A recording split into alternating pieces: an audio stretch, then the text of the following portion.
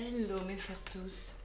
Alors le moment est venu de vous parler de la prochaine pleine lune qui aura lieu très bientôt puisqu'elle se produira le 25 janvier, donc après-demain, dans l'axe Lion-Verseau, aux environs de 19 heures en heure de Paris.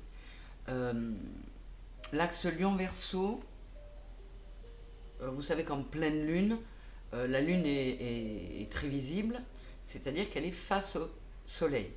La lune se trouvera en Lion et le soleil en Verseau. Ce sera encore une fois une pleine lune complexe et très chargée énergétiquement du fait des configurations. J'y viendrai plus tard. Elle sera porteuse de très belles ressources, mais aussi de défis, et ce pour évoluer. Vous le savez maintenant. On évolue à travers les défis, les épreuves. La pleine lune parle souvent de prise de conscience et de remise en question. Et tout ceci va être accentué par Pluton, qui est en phase de transit. Pluton qui est entré en Verseau ce week-end, 20-21, là, aux côtés du soleil. Elle change de signe. Elle a quitté les Capricornes, chez lesquels elle était depuis 15 ans. Elle a fait un petit aller-retour l'an dernier. Elle en fera un autre à l'automne. Et après, elle s'installera définitivement en Verseau. Et elle laissera les Capricornes tirer les enseignements de tout ce qu'elle leur a apporté, de tout ce qu'elle les a amenés à faire comme travail intérieur. Donc, ce sera une phase de grande intensité émotionnelle, de réalisation. Et on pourra voir les effets de ce que l'on a semé plus tôt, notamment, ne serait-ce que les intentions posées lors de la dernière nouvelle lune.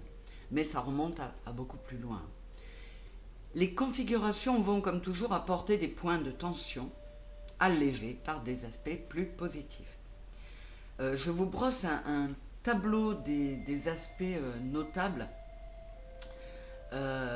sans donner des précisions sur tout, puisque vous le savez, je vous le dis, je ne suis pas astrologue. Je vous présente des synthèses tirées de ce que des astrologues professionnels proposent à chacun de ces événements. La lune et le soleil éclairent l'entrée de Pluton en Verseau. Donc, comme disent certains, Pluton a fait son entrée avec un tapis rouge. Le soleil étant en conjonction à Pluton, étant aux côtés de Pluton, et la lune en opposition dans le signe du Lion, je le répète. Ainsi que le dit souvent l'un des astrologues auxquels je me réfère, c'est Alain Arrighi, en pleine lune, il faut voir les luminaires en complémentarité plutôt qu'en opposition. Ils sont placés en opposition, mais on a tout intérêt à les voir en complémentarité. Voir le verre à moitié plein, car cela facilite toujours les choses. La lune est en Lion, chez le soleil. Donc vous voyez, il y a beaucoup d'interactions. C'est une planète d'eau dans un signe de feu. Donc c'est un peu l'eau qui bout.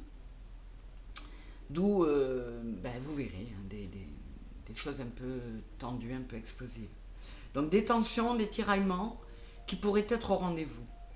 La lune, c'est l'intériorisation, l'émotivité. Et en Lion, on est vraiment tourné vers soi. Le Lion, il est très axé sur lui. Or, le soleil se trouve en Verseau, qui est lui le signe du collectif, de l'amitié, des relations et des liens. Donc, il va falloir jouer avec ça, d'un côté l'individualité, de l'autre la collectivité, et cela va amener une gêne accentuée par un carré des luminaires avec Jupiter, qui est en apex. Alors, l'apex, il est au sommet de l'angle droit. C'est comme ça que On a un angle droit avec Jupiter au sommet et à chaque autre bout, chacun des luminaires. Donc les carrés, ce sont toujours des dissonances.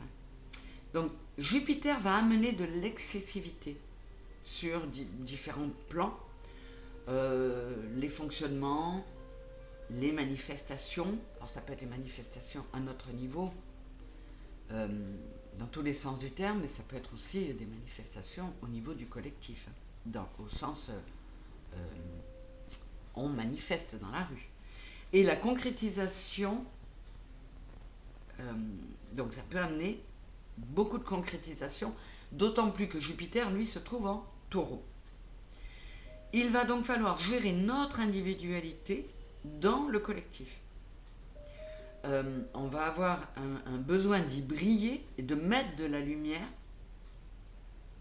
de briller dans le collectif, mais en même temps de mettre de la lumière dans notre intériorité. Mais tout ça sans excès, sans ego, sans vouloir écraser les autres ou être surprotecteur. Parce qu'avec Jupiter, il peut y avoir beaucoup d'excès. Il faut faire attention aux excès d'autorité notamment, qu'elle soit exercée ou subie, cette autorité. Il va falloir prendre garde à tout cela et savoir composer avec. En Lion, la Lune, elle est flamboyante, expansive. Il y a créativité, confiance en soi, plus d'audace, mais aussi une très grande émotivité. Besoin de s'affirmer avec un besoin de reconnaissance, d'attention. Mais dans ce cas précis, cela peut toucher à l'ego, à la fierté, à l'orgueil, car Jupiter amène ses excès. Donc, attention au sentiment de supériorité, de théâtralisation dans son rapport à l'extérieur. Il va falloir gérer ce risque de chaud et de froid vis-à-vis des autres, qui ne comprendraient pas, parce qu'on aura des moments où on sera renfermé sur soi et l'instant d'après on a un grand intérêt pour l'autre, très enthousiaste. Donc tout cela, il va falloir réussir à le doser. Évidemment, je vais essayer de vous apporter des conseils et les aspects positifs seront présents. D'une part, on aura toutes les planètes en marche directe. Le 25, toutes sauf Uranus, mais qui se met en marche directe dès le 27. La Lune également en aspect avec Vénus qui est en Capricorne. C'est encore l'intériorisation, le désir de se retrouver seul, la difficulté à se mettre en contact avec l'extérieur.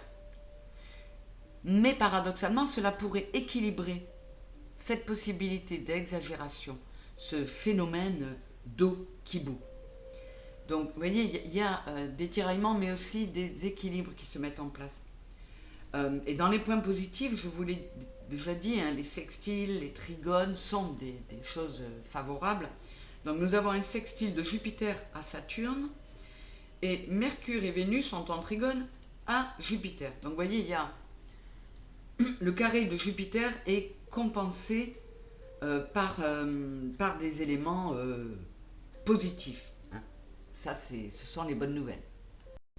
Alors, un petit conseil, c'est donc d'essayer de participer au collectif,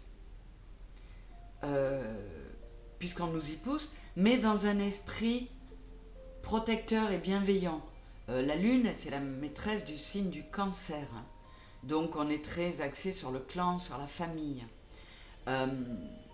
Donc, participer au collectif, mais pas en tant que dirigeant. Pas en voulant s'imposer comme chef, ce qui pourrait être le cas avec cette Lune en Lion. Et on nous demande une introspection, comme je le disais, par rapport à Vénus en Capricorne et à la présence de Pluton. Mais il faut essayer de mettre cette introspection en place en la faisant porter sur le rôle à jouer dans le collectif en tant qu'acteur bienveillant.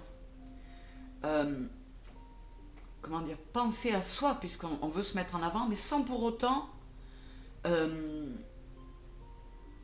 écraser l'autre, sans pour autant trop se mettre en avant, sans pouvoir vouloir non plus être trop surprotecteur. Vous voyez, il y a beaucoup de choses qui sont presque antinomiques, mais qu'il faut harmoniser.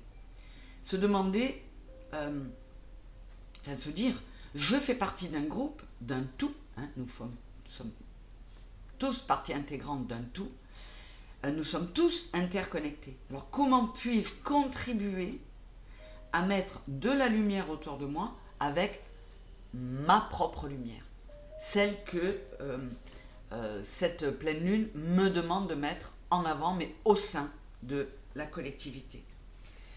Il va falloir aussi, pour que les choses ne soient pas trop compliquées, ne pas laisser notre émotionnel, ne pas laisser l'ego mettre son empreinte sur l'émotionnel.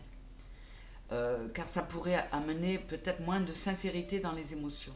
Donc il va falloir swinger, jongler avec tout ça.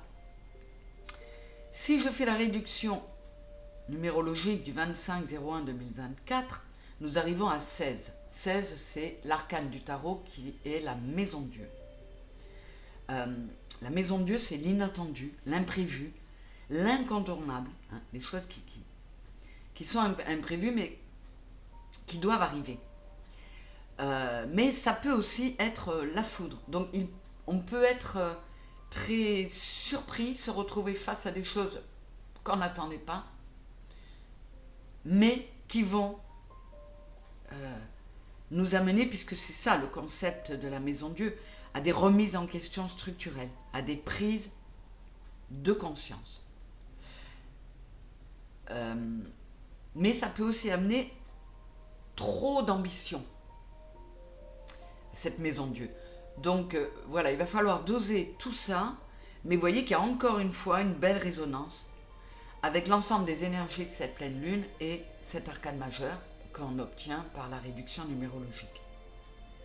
Voilà, c'est le démarrage, la première grande phase du démarrage de Pluton en Verseau. Donc on va être très axé sur la fraternité, la liberté, le collectif, la liberté et l'expansion, mais au sein du collectif, tout en pensant à soi. Alors il y a tout un tas de vidéos qui vont vous parler de Pluton en Verseau dès 2024, et ce pour 20 ans, hein, à part le petit retour rapide en Capricorne cet automne. Donc je vous invite à aller vous renseigner sur tout ça.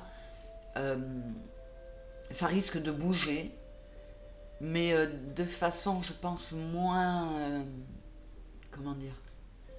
marquante, moins